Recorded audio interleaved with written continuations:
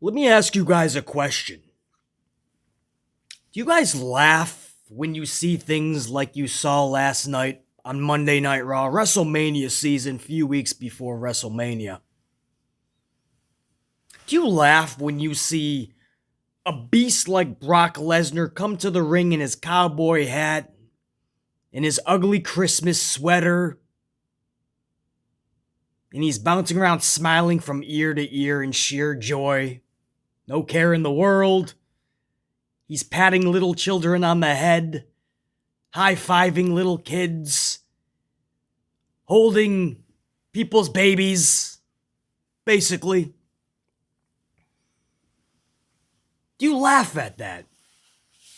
Because there was people last night actually saying things, and I quote, like, "This is the Brock I never knew I needed. This Brock Lesnar is best for business.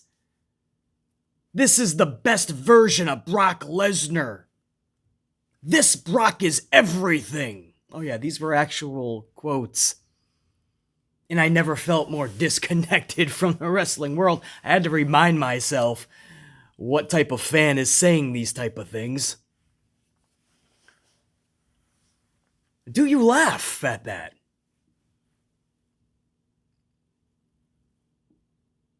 A former UFC champion, a certifiable, more than viable, realistic, believable, because he just is beast. And they turned him into a clown show. He's an absolute joke now. But did you laugh? Did you at least laugh? When Tommaso Ciampa, one of the most badass dudes in NXT history, when he shows up to Raw last week and he gets a super kick by Dolph, and he just stands there looking at Dolph like, "Why'd you do that, man?" And then last night during his debut, he's in some weird tag match where he wins via the fruit roll-up. One of the most badass dudes in NXT history defeats Bobby Roode via the "I just squeaked by" roll-up. I couldn't beat you with my finisher, so I got you with the roll-up. You're okay with that. And then afterwards, he's laughing with Finn Balor. He's smiling in the ring. He's having a grand old time. Dolph kicks him in his teeth last week, and this week he gets the ultimate revenge with the awe-inspiring, ultra-devastating fruit roll-up. Yeah, you really got your revenge, man. Awesome. And they'll go on to NXT, and I'm sure in NXT he'll look more badass, and then Tommaso will get back to the main roster, and he'll get some more roll-up victories. He'll be 50-50 booked. Dolph will end up beating him. Bobby Roode will beat him. Veer will show up, and Veer will beat him. And Tommaso is already just another guy on the roster, and he just showed up. But he's already got the WWE mentality, just go for the roll-up. And then afterwards, no matter what, win or loss, just smile and laugh in the ring with his new buddy Finn. There he was, there's Tommaso, smiling.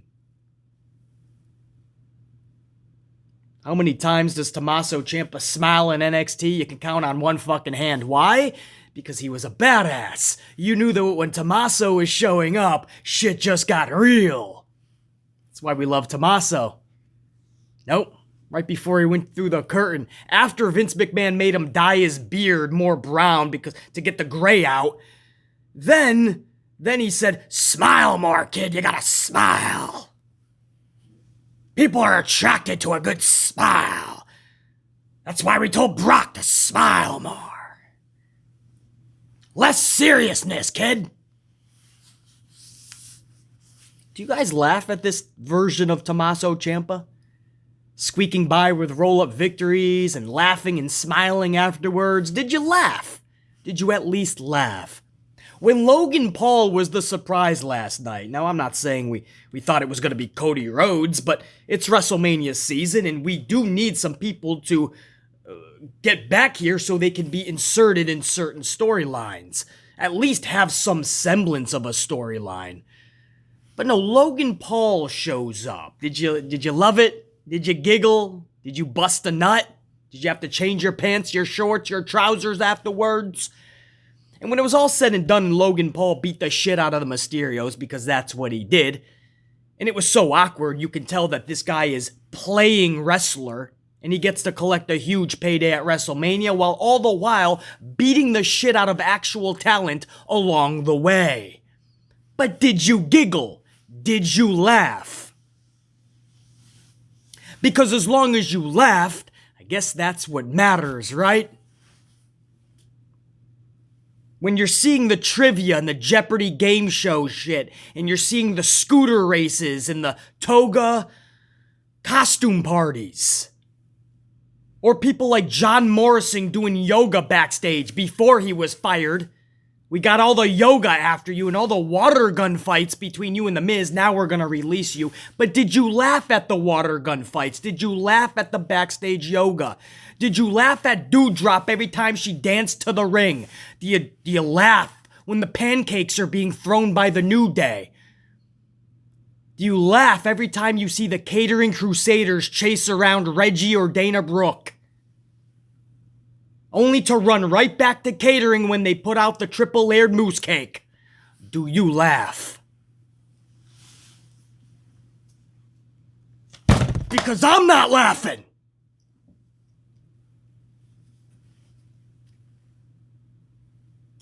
I haven't laughed. I didn't last night, and I continue not to laugh, and I will continue not to laugh. Because this shit ain't funny.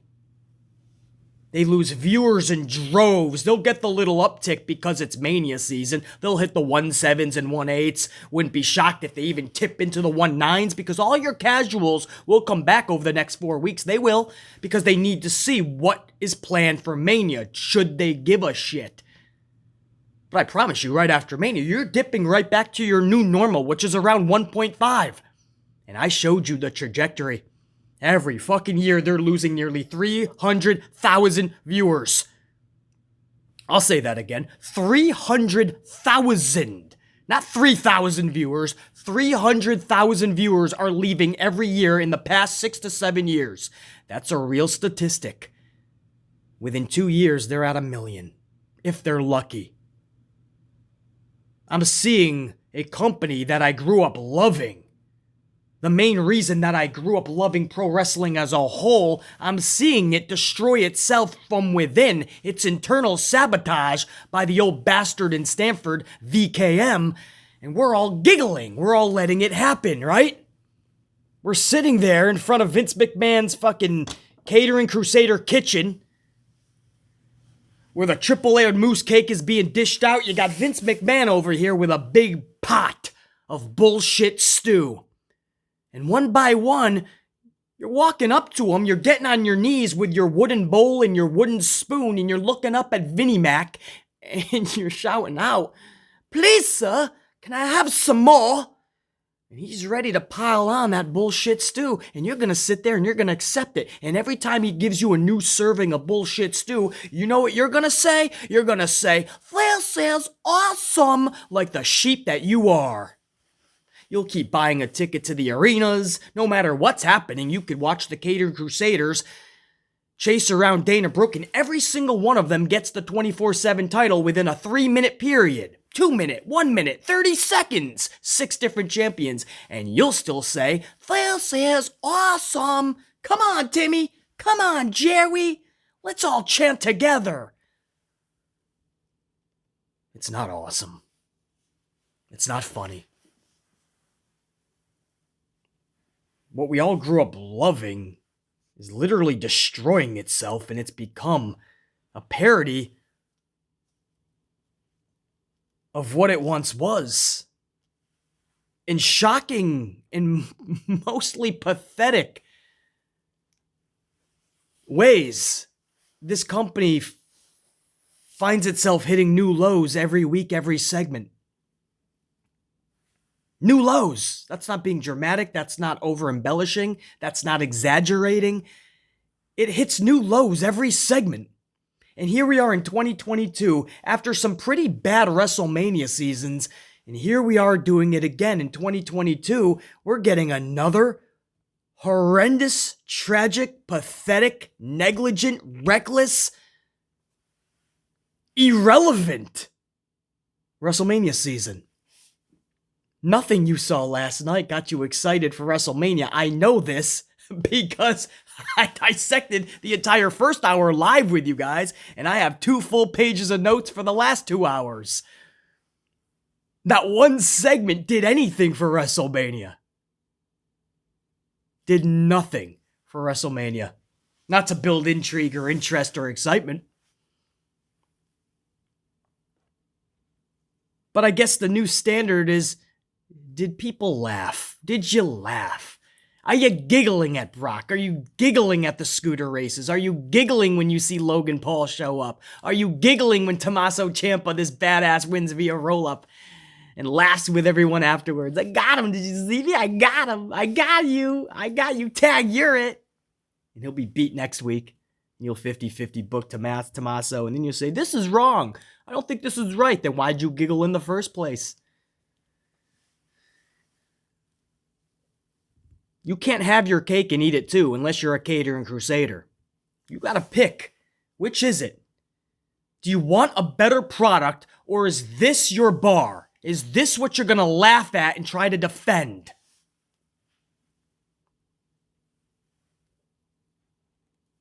This is pathetic.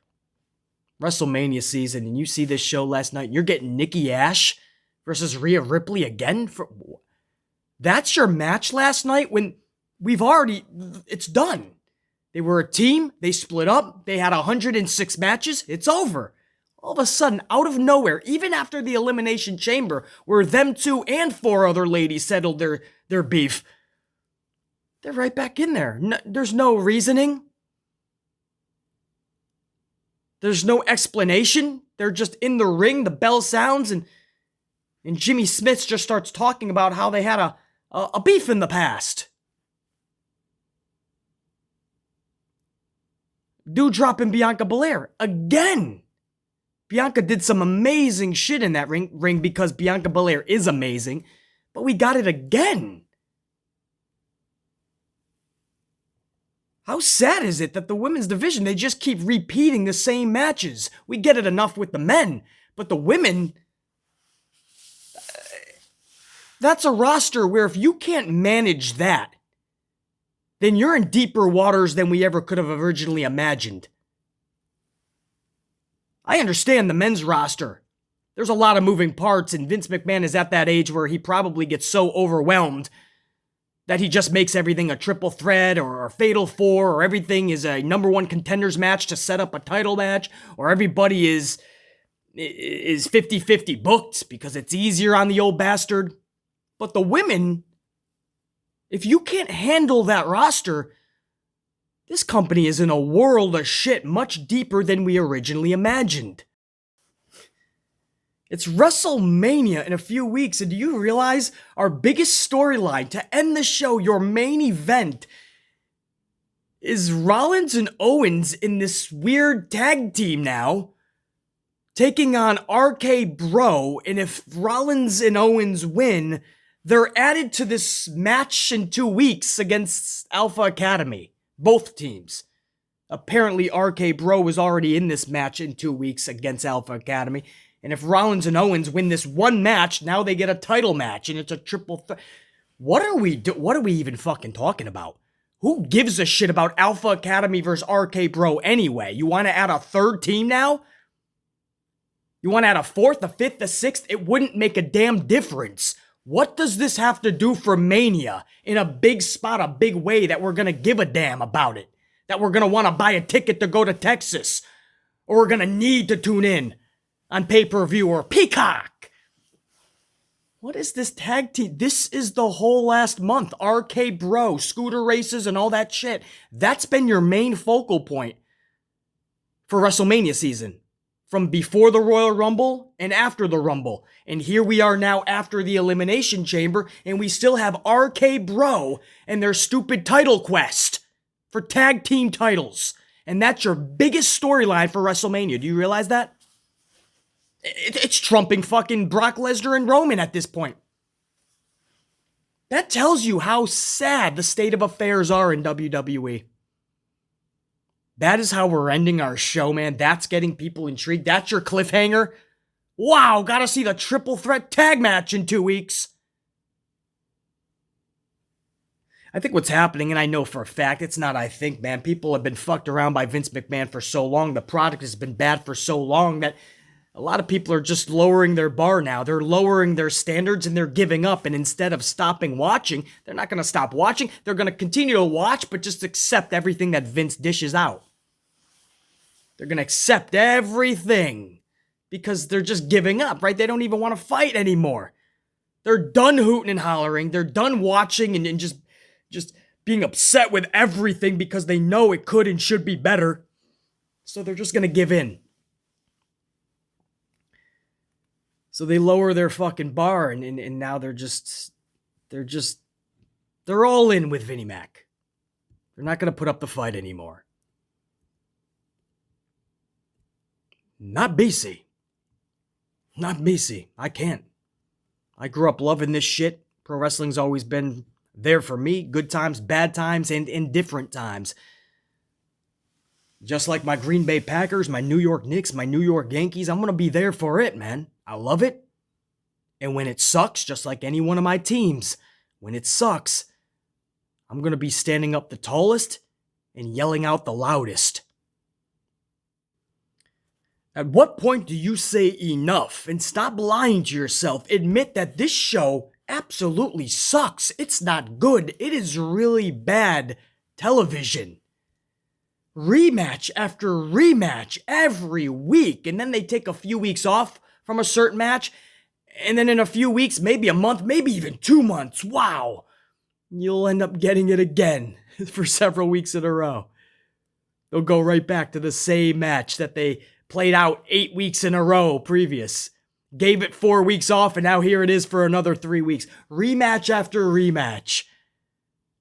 Poorly executed segment after poorly executed segment. Nonsensical promo after nonsensical promo. Waste of time after waste of time, and then the show goes off the air. And we repeat that process every single Monday night. At what point do you say enough? This show fucking blows. This is bad television. Your favorite show, if you think about, if you were to watch the same scenes over and over, but it's supposed to be a new episode that week, and then the next week they promoted a new episode, but you're still seeing scenes from previous weeks, sometimes it seems like it's the same show previous, you're going to stop watching that show. You're going to speak loud. You're going to be vocal. You're going to say, hold on, man. You could be better than this. You guys told me when I started watching Walking Dead, I was behind everybody else. I was years behind, seasons behind. I just started watching Walking Dead, I believe, last year, actually. But as I started going through season 3, 4, 5, 6, I started raving about the series, and a lot of you guys who already saw every season, you're already up to 10 by then. You were saying, BC, just wait, man, it gets worse. It's going off the rails, BC, trust me.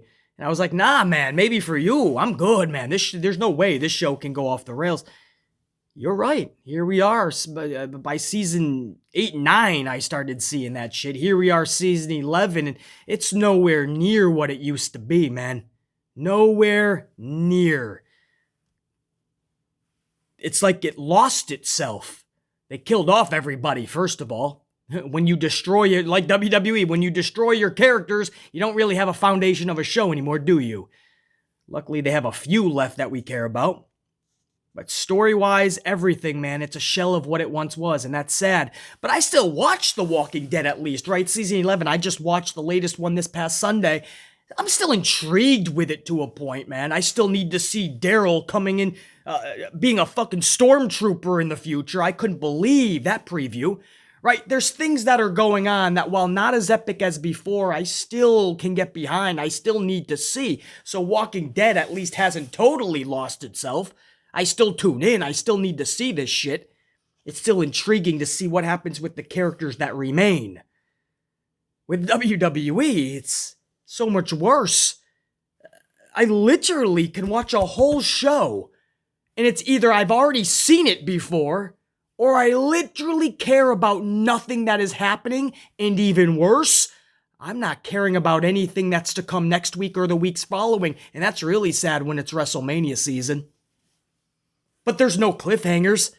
At least I need to see Daryl in a stormtrooper outfit because I just can't fathom it. How does this happen? Tell me this is a ploy and Daryl has a scheme up his stormtrooper sleeve. Tell me something. Tell me Michonne's making a comeback with Rick at some point, right? I know they got the movie coming, but there's these questions at least that keep me tuning in. What the fuck is the questions for WWE? There is none. There is none. I need to see now a triple threat tag title match. That's the biggest talk of the town for WrestleMania season. In 2 weeks, everyone, a triple threat tag match. Well, fuck yeah, man. Where do I sign up? Where can I giggle? Where can I laugh my ass off?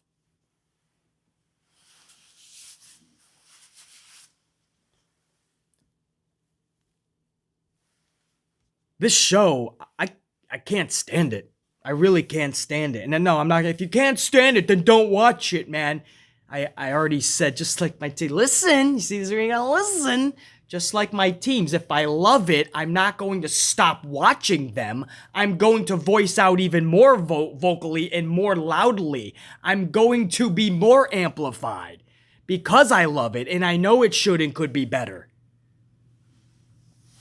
So my position as a fan of any one of those teams and as a critic for pro wrestling, you're damn right. I'm going to speak louder and more amplified. I'm going to try to be that change. Or at least be at the forefront of it. Because this, what we're getting, that's unacceptable. That's beyond pathetic. It is unacceptable. That this is what we're getting during Mania season in 2022. But I can't stand it. It's like the special teams unit for my Green Bay Packers. There was times where the offense and especially the defense would have their low points. But the special teams was non-existent every week. I could not fucking stand our special teams. Every time the ball was in the air and our back was going to catch that, I knew at any moment he could drop the ball and fumble it. I knew he wasn't going to get more than 6 yards. He was just going to run like a little bitch-ass pussy straight to the sidelines. We would find a way to botch every single play we were in, and that's ultimately what made us lose the playoffs this past year.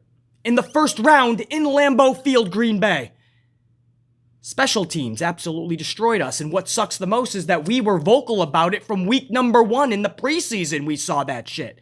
We saw that was the biggest hole. We kept yelling loudly for Coach LaFleur to change shit. He never did. He said, it'll be fine, it'll be fine. He kept swiping it right underneath the rug until finally in the playoffs, where it mattered the most, our biggest gap, our biggest hole, our biggest problem reared its ugly dome piece. And there it was. Special teams destroyed us when it mattered the most in the playoffs. And then LaFleur was there at the press conference saying, damn, I should have changed it when I had the chance in the regular season. Yeah, you should have. We told you what was wrong. Just like any Packer fan, man, we could not stand our special teams. We still watched. We just demanded change because we knew if we go into the playoffs with that special teams, it's going to shit the bed and it's going to destroy what should have been epic. Same thing with WrestleMania. We're voicing out because this shit needs to change now before we get to Mania. Because we know we should be enjoying it. It should feel special and we should love WrestleMania. But if you don't make these changes now, just like special teams on Green Bay, when they got to the playoffs, they shit the bed because of special teams. Well, here, you need to change all of these issues before you get to Mania. Otherwise, when you get there, you're gonna shit the bed. And when people go, wow, that was a shitty WrestleMania, you can remember what BC said all along this road to while we were driving along the clogged highway that Brock Lesnar has clogged up. While we were driving on that road to WrestleMania down that clogged highway, BC was trying to rant out that window, left and right, every which window, wherever you were, I was yelling out, there's issues, there's problems, we have to address it now. Let's talk about it now. And you didn't want to. You kept rolling up your window. You tried to speed by BC's car. I'm not listening, BC. Headphones, earmuffs, blah, blah, blah, blah, blah, blah, blah. You didn't want to hear my words. You don't want to address these issues. You're hoping it gets better with only a few weeks left before Mania. 4 or 5 weeks tops. That's what you're hoping for, right? It doesn't get better unless somebody creates the change. Nobody in the company is creating the change. The old bastard in Stanford sure as hell is not going to create it, and nobody's got the balls to stand up for him. One dude did. His name was Shane McMahon, and when he did, he got told to walk out of the company.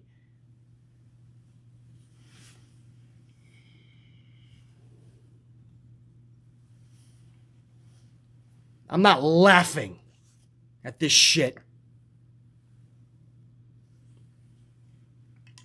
The best version of Brock Lesnar is the one that pats kids on their heads and holds little babies now, and he wears his little goofy outfits, and that's the Brock you love? I guess that does say a lot about 2022, though, right?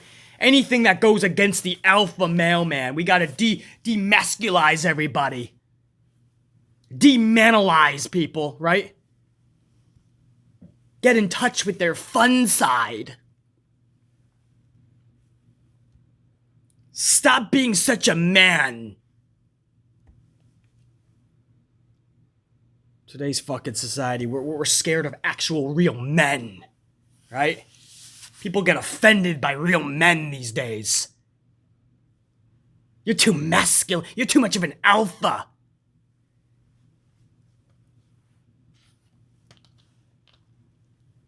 Toxic masculinity. You're being toxic. So it's no wonder that everyone's loving this goofy clown show. This fucking circus freak Brock. The Brock I never knew I needed. He's so fun. Did you see Bryce? He's having so much fun. It's so contagious. I think Vince should put him with the New Day. Don't you guys think that would be an amazing thing if he puts him with the New Day? He could sling pancakes and juke and jive. It'd be funny. Remember Boombox Brock? Remember Boombox Brock?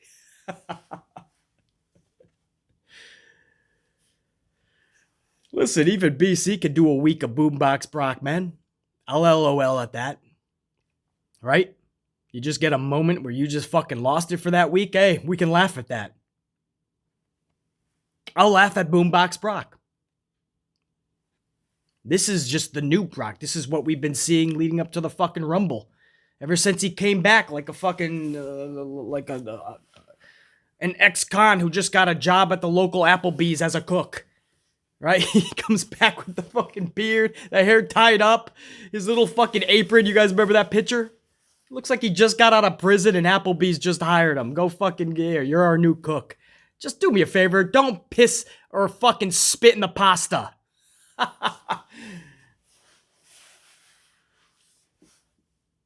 This is the new Brock, man. This isn't just 1 or 2 weeks of Boombox Brock. This is... I mean, we know in real life, he doesn't like fucking kids. He doesn't like people. He doesn't like your baby. That's what makes Brock so appealing. He's a real life badass. And of course, Vince makes him a fucking joke. And now we got Logan Paul for the next several weeks leading up to Mania. We got to do Logan because Logan Paul is going to save WWE. That's what Vince thinks, right?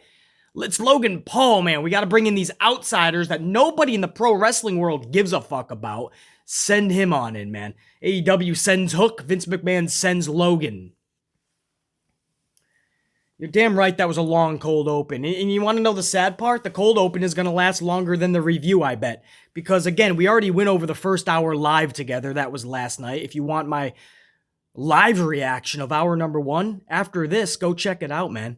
I went live for hour number 1, and I was pissed off throughout the entire hour. When Logan came out, I said, unit, much love to all of you, I'm out.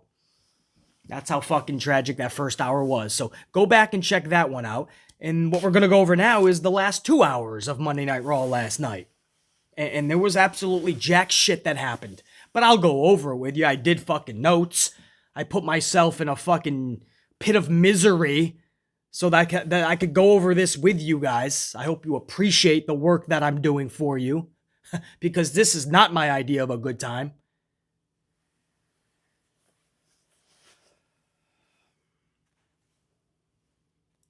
Nikki Ash. Let's just get right into it, man. Nikki Ash and Rhea Ripley. Why? This is not okay. This is simply not okay. But we'll just kick it right underneath the rug. Throw it to the wayside. We're not going to address it.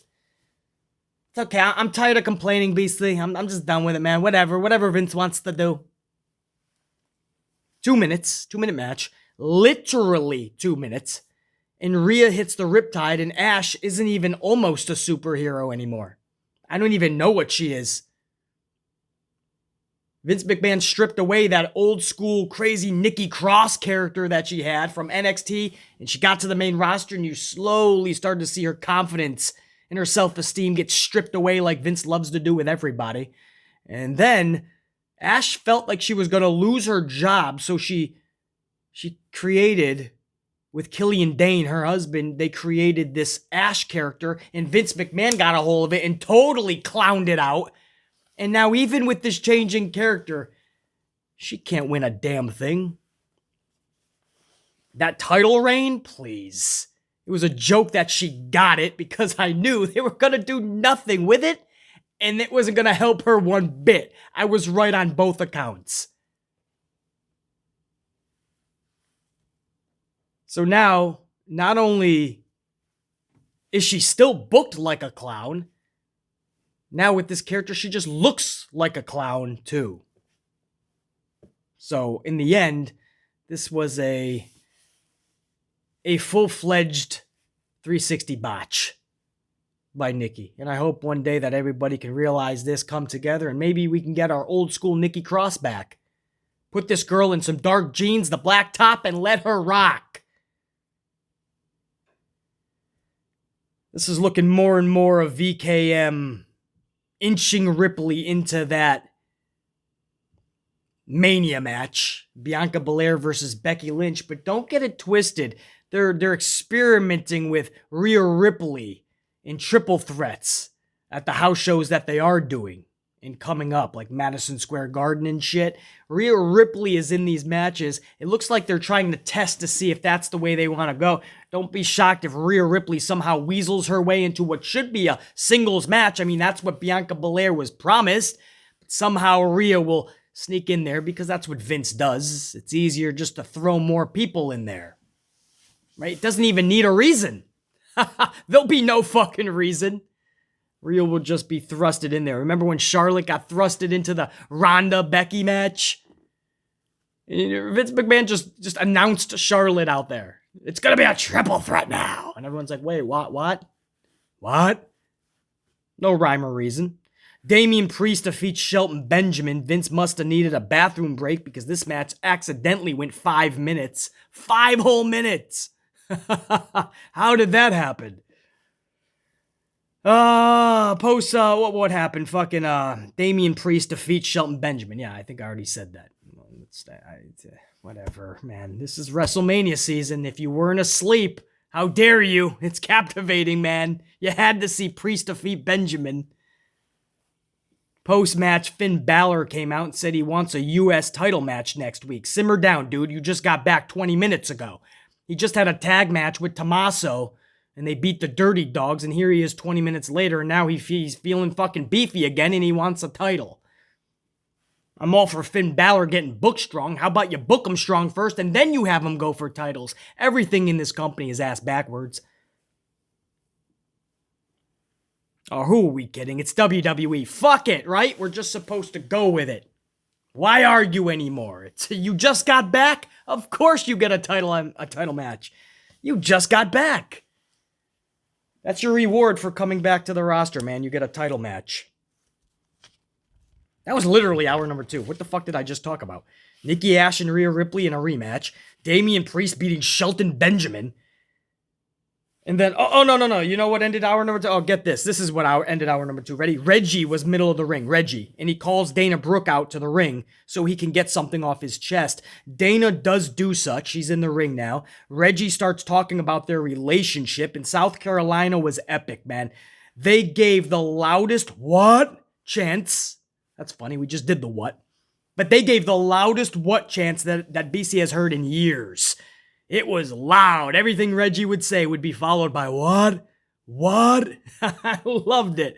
And that's the perfect time. Even South Carolina was telling you, get this done with. We don't want your relationship bullshit. They weren't having it, neither was BC. Reggie asked for a ref to come to the ring so he can show how sorry he is for taking the 24/7 title off of Dana's waist last week. So a referee does come to the ring. Reggie lays down. Dana covers him, but he kicks out. He's like fucking with Dana. He lays down again. Dana's like, what the fuck? Dana covers again. He kicks out again, so he's fucking with Dana. On the third attempt, Dana kisses Reggie on the lips.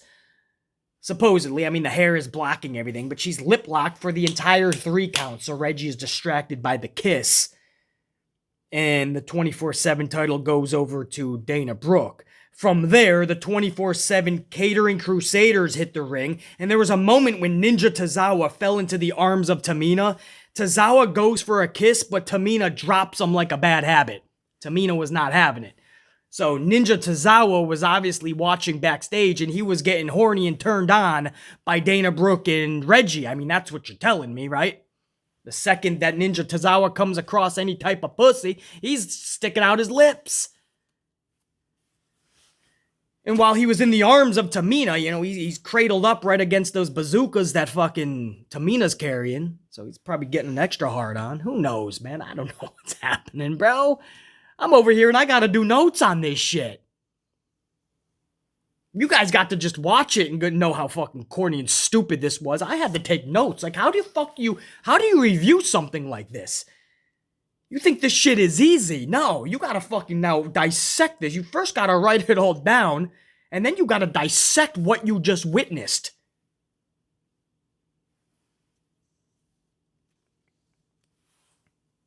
And then everybody starts, after she drops Ninja Tozawa and Reggie already has or Dana Brooke gets her title, but everybody just starts running in circles again. Everybody is so fucking booked so stupidly. They're like little hamsters in a cage or fucking gerbils. You ever see them run around circle after circle? They don't know where the fuck they are. They don't even care. As long as they're occupied every second of the fucking day. It's like they just get wounded up like a fucking toy, and they just, there they go. There goes the catering crusaders. The only time they're distracted is if fucking catering Kathy puts out the new triple layered moose cake. That's the only time they stop. What did we just discuss? I don't even know. Love connection.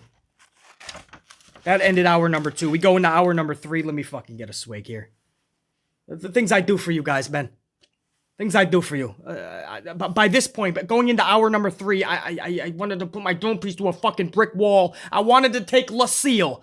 I wanted to take Lucille. Badass Lucille.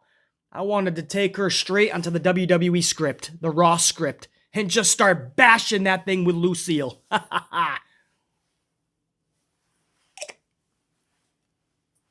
Bianca Belair and Becky Lynch face-to-face promo, middle of the ring. Again, Becky Lynch segments, and especially Bianca Belair, because she's just amazing, they continue to be some of the only bright parts of the show. And that's not saying a lot, because these aren't epic segments. And I know a lot of you guys are not behind Becky. I've heard it a million times. Her heel character is too forced. It doesn't do it for me. She's changed the channel material. I don't know, man. Whatever. Her as a heel is a million times better than fucking forced-faced Becky. The man comes around. Everybody drops when the man comes around. You're telling me that was better than fucking heel Becky? Stop. Heel Becky is obnoxious enough that you believe this character. Heel Becky is delusional enough, right? It's those two qualities that make this type of character a lot better than forced face Becky. Obnoxiousness and delusion. She's obnoxious enough just from her wardrobe alone and some of the things she says. But when you hear her speak and what she is saying, it's delusion. I mean, she literally thinks she's the best women's wrestler ever to have breathed in that ring. She honestly believes her own hype, and everyone else who doesn't bow at her feet, she can't believe they're not. She's wondering, why are you not giving me the praise? It's delusion. It's obnoxiousness. It's a million times more fun. So listen, I'll respect your way of thinking. If you just don't like a certain wrestler, I hear you. There's people you guys like that I don't, and that I like and you don't. But I don't understand how anybody would prefer. Now, if you just don't like Becky at all, like just face it, it's just not your cup of coffee, maybe I understand that a little more. But to say that you would prefer, I can fucking speak. To say that you would prefer, I'm going to spit that word out, man. Face Becky over heel Becky. I think that's my cue to just move on from this. That's the wrestling gods are saying, just move on, man. I'll fucking make you stutter until you fucking move on, BC. But heel Becky, I'll take a million times over face Becky. Becky was cutting some great lines yet again last night, as she has been doing. Again, I'm trying to see where all this hate is coming from with this heel Becky. I'm trying to see it because I feel like I'm not dissecting her correctly, but no, I'm dissecting it perfectly. She's crushing the lines that are given to her, man. She says, and I quote, "I got a hero's welcome at SummerSlam, but because I beat you, they all turn their backs on me. Now they despise me, and because they despise me, I now despise you. At Elimination Chamber, I beat Lita, someone I actually respect and look up to. Just imagine what I'm going to do to you at WrestleMania." I thought there's actually really good lines that were given to her. And on top of that, delivered beautifully. I didn't see any holes in those lines at all, man. And Bianca responds, "Since you want to play the victim, how about I make you one right now?" I thought that was a really good comeback by Bianca Belair. So they continue to be the bright spot. I said a couple weeks ago, I said Lita and Becky Lynch was like the highlight of the show. Because Lita and Becky Lynch was the highlight. And one of the only highlights last night was probably Belair and Becky. And especially what Belair did in her match with the Doudrop upcoming, because that's what happened. Doudrop hits the ring for a 14th match against Bianca Belair. We're just going to keep fucking throwing these people out there together and hope that nobody notices, or they just lower their bar so low that they don't give a shit anymore. That's what Vince is hoping for. So here comes Doudrop. She hits the ring. You want to talk total power and strength? Belair hit a thunderous running power bomb on Doudrop from the corner. So she's in the fucking corner. She has Doudrop up and she runs, man. Almost like you would see Seth Rollins doing a buckle bomb. But she plants Doudrop in the middle of the ring right onto the canvas. And it was thunderous, bro. Think about that, please. A running power bomb to Doudrop. Think about that shit, please. Even Piper Niven knew that was going to be a hard as fuck landing. So Niven held the back of her dome piece real tightly. You saw it in instant replay. As she's about to go down, she's holding her back of her head because she knows she's going to get fucked up. There's no easy way to land. When you're the size of Piper Niven, Doudrop, you're going to get fucked up on something like that. It's a huge gamble. She protected her head and neck. I'm hoping she's okay. Belair then hits a cascading KOD that shook the arena to its core. A thunderous cascading KOD. She had her up there. She was holding it. And every one of us, admit it, you were holding your breath. You were like, oh, fuck, please don't drop her on her head. And it seemed like slow motion, didn't it? And it wasn't instant replay slow. It was real time. And she fucking had her up, and it just seemed like it took forever. There she goes. We're talking about fucking Doudrop, guys. There she goes. And she nailed it perfectly, man. She got her totally rotated, face planted. 1, 2, 3. Bianca Belair is just fucking amazing personified. She is just next level. She has gotten this pro wrestling thing. She keeps gaining confidence on the mic. She is fucking phenomenal.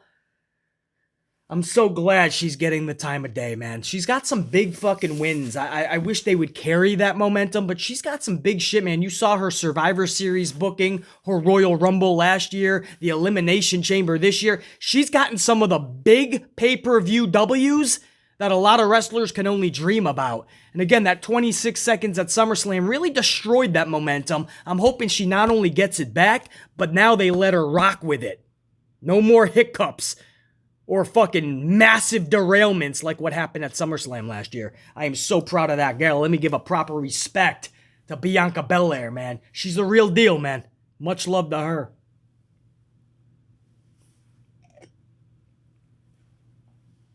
You talk about badass and the real deal, dude. Edge was middle of the ring, amplified as always. Edge is one of those Attitude Era guys, man, and we're just a different breed. You know, BC is from that era, and there's not a lot of people left like BC, like an Edge. We're amplified, man. Savage, Roddy Piper, Warrior, even Hogan back in the day, man. Ric Flair, Edge, Stone Cold during that era. BC, we're all that type of amped character. Now, maybe we did a lot of extracurricular activities that helped make us this way, possibly. There were wild times. But we're the last of that, man. Today's generation, it's not filled with amplified people. Today's world, today's society, you don't see a lot of people like BC. There's not a lot of people like Edge. Not a lot of people like the Warriors and the Savages. There's not a lot of that anymore.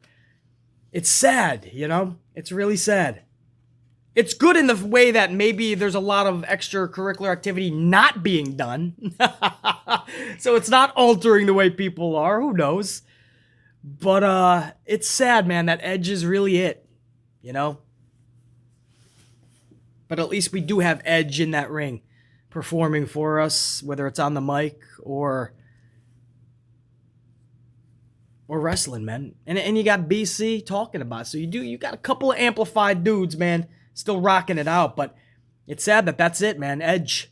And he comes out with that energy. I mean, he's going from left to right. The camera has to follow him all the way, like, past the fucking entrance setup. I mean, he's yelling at people all the way in the nosebleeds, and the camera's trying to follow him. I mean, he was just amped up. Where's that energy from the kids? This dude's in his, 40s? Is he 50s? Late 40s, maybe? I don't fucking know. Maybe 50s. The bottom line is, this dude's fucking up there. Where's the youngsters' energy? These kids these days, man. Everything's calm, collected. We gotta be cool, man. Just be cool. Let's be cool. Let's strut down to the ring. Give me the energy, man. Anyway. Edge is in the middle of the ring. He's sitting on a chair. Lights are dim dark like he usually likes to do. He goes over his whole WrestleMania journey, starting back at WrestleMania 14. Believe that shit. He lays down an open challenge for WrestleMania. He says he needs this, so someone better step up. And he laid down a few hints, man. He talked about undeniable or whatever, hinting obviously toward Cody Rhodes. I think there was another hint in there as well, and then there was also a phenomenal hint. So he literally said the word, man. He makes everyone around him phenomenal or some shit like that. And then he looked to the camera, they zoomed in, and he gave like a little wink or some shit like that.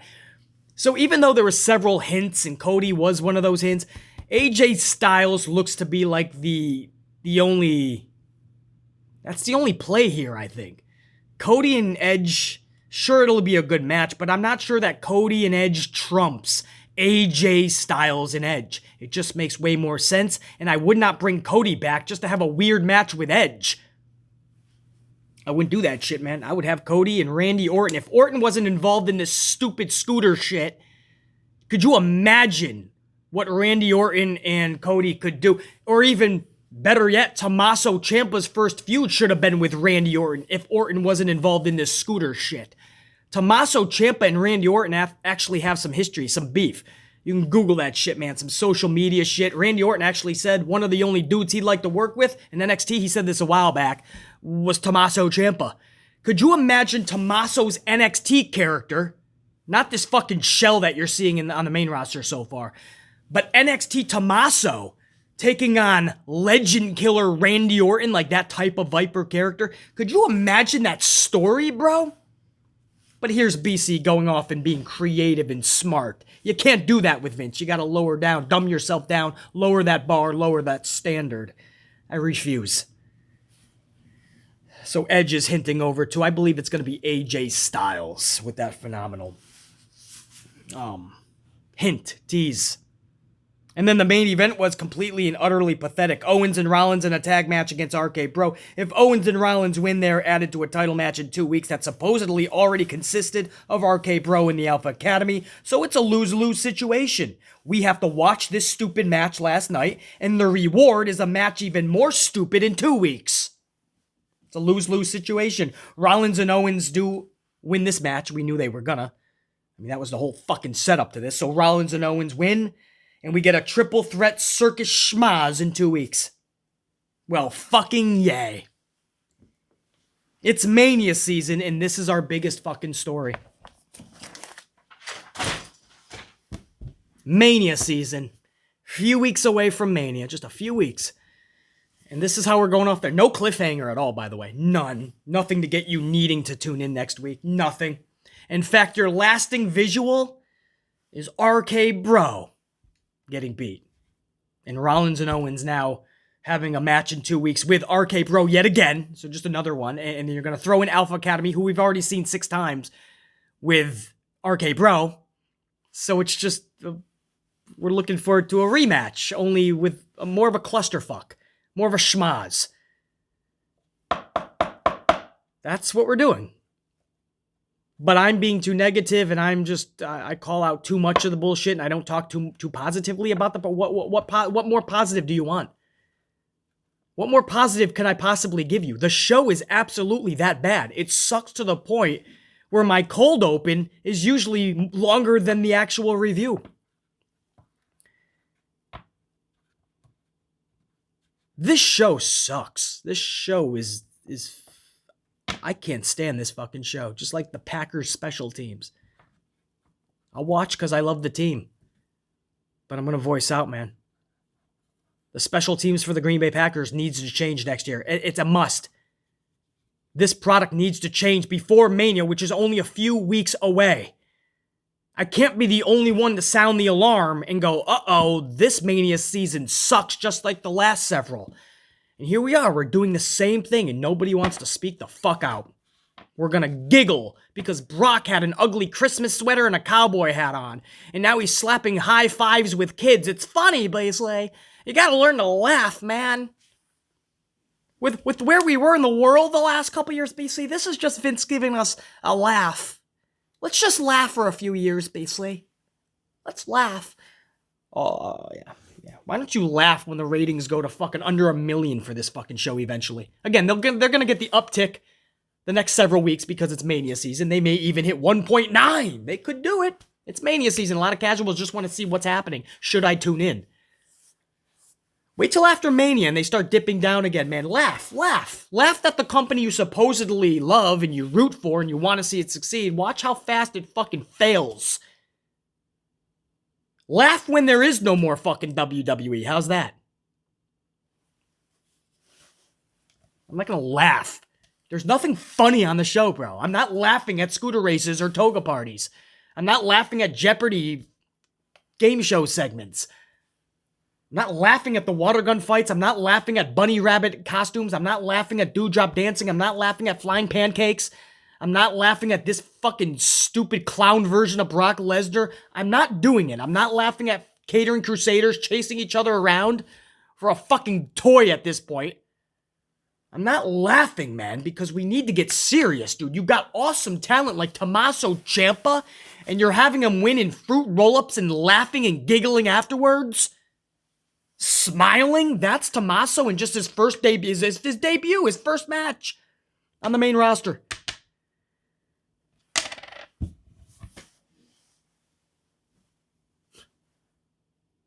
Randy Orton, a year and a half. Basically, it seems it. It's the second year. He started this in 2021. It's 2022. In a tag team with fucking Randy, his stepson, right? Matt Riddle and his daddy issues. Randy, don't leave me like my daddy. Randy Orton, tied down like that, man. AJ Styles was tied down for the better part of a fucking year with Omos. Not only did it not help Omos one fucking bit, which I could have told you, but it also ruined AJ Styles, man. Now we have to try to give a fuck again about AJ Styles and Edge. Two of the best wrestlers in the world. The match speaks for itself, but when AJ Styles comes through that curtain, we don't get the same feeling that we had for years, because Vince did everything in his power to destroy the mystique of AJ Styles. I could go on and on, man. I'm just dropping fucking facts left and right. I'm dropping fucking one fact after another, and I'm not even sure everyone can handle this much fact. So I'm just gonna cut the fucking vid there, dude. Can you tell I wasn't happy and I haven't been happy with this fucking show? I can't stand this fucking show. Tell me how you really feel, BC. Well, there you go. I'm the Ant Man. Content alert, if you will. A little bit of an update on content to come. This could be the last video for a few days at least. Now, I'm not quite sure. I'm not 100%. You could see a video tomorrow, in which case this message is nullified. Here's PC tomorrow morning with a new video. You could see an AEW review early Thursday morning. So you could see more content coming up this week, but I do have to take care of some stuff, and I'm waiting on final confirmation. So I'm just not 100% sure. I'm waiting on final confirmation. If I get that confirmation, I will have to board a plane and take off for a little bit the rest of this week-ish. And I don't have an exact date of coming back. So, if something huge in the wrestling world breaks out, I will definitely try to put something out to you guys, even if it's audio format. But unless it's something really big happening, this could be the last video for several days at least. And I don't have an exact comeback date because I just don't know how long this business is going to take. So I'm just giving you guys a heads up, my tried and trues. Who made it this far in the fucking video, right? By this point, there might be people who didn't make it a fucking hour plus into the fucking video. So in a few days, they're going to be like, where's Paisley? What's Paisley at? Well, if you watched the fucking video, you would have known. I gotta take care of some shit. So I'm just giving you guys a heads up. Again, if I come out with a video tomorrow, and you guys are getting content tomorrow, then obviously, never mind this message. But there is a chance that for the better part of the rest of the week at least, this is gonna be it. And that's probably, for BC, man, it's good to clear the dome piece, because this show just gives a fucking headache, man. It just gives... It gives you a headache. This show sucks. I'm out. I don't have fucking Gina with me, man, so I'm just gonna end this myself and saying, check you guys. I gave her the day off. I didn't fire Gina. No. You guys are like, did BC fired? No, I just knew this was gonna be one of those vids where we're probably not gonna smile a lot or talk about a lot of positives, and I don't want to scare Gina too much. I knew I was going to fucking just be bewildered and befuddled and maybe get, I don't know, a little pissed off, amplified. I didn't want Gina to be scared away yet. So I gave her the day off. My assistant, for those of you that are wondering, I'm probably on my 4th assistant in the last month. Everyone doesn't know what the fuck they're doing, and it doesn't look like Gina does either, by the way. I'm willing to give her another chance. But I haven't fired her. I just gave her the day off because I knew Raw sucks so badly. I didn't want her to have any part of this shit. Anyway, that's it, man. I'm out. BC. Till I see you next time, if I do have to take care of business, whenever I do see you down the road, we gonna get amplified. Until then, think, be, live amped always. Much love and respect, BC, and I'm out. Check you.